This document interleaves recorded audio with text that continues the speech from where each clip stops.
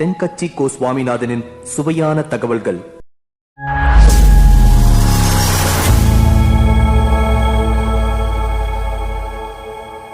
இருந்த உலக்க பக்கமாக கையை நீட்டி காட்டி அப்படியே அந்த கையை தன் கழுத்துக்கு பின்பக்கமாக சுற்றி காட்டி நாக்கை வெளியில் நீட்டி நடந்த விஷயத்த புரிய வைக்கிறதுக்கு முயற்சி பண்ணுது.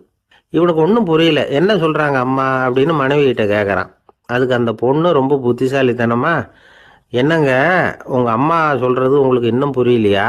அவங்க உங்களை பார்த்து என்ன சொல்கிறாங்கன்னா, ஏன்டா உலக்க மாதிரி நிற்கிற, சாக போகிற எனக்கு சங்கிலி எதுக்கு, என் கழுத்தில் கிடக்கிற இந்த சங்கிலியை கழட்டி என் மருமக கழுத்தில் போடுறா அப்படின்னு சொல்கிறாங்க அப்படின்னு தான். ஓ அப்படியா விஷயம்னு சொல்லி அம்மா கழுத்தில் இருந்த சங்கிலியை எடுத்து மனைவி கழுத்தில் போட்டுட்டு, அம்மா உன் விருப்பப்படியே போட்டாச்சு, இனிமேலாவது நிம்மதியாக படுத்து தூங்கு அப்படின்னு சொல்லிவிட்டு உள்ளே போயிட்டான். மாமியார்கள் சைகை காட்டுறதுன்னா கூட இனிமேல் ஜாக்கிரதையாக இருக்கணும்.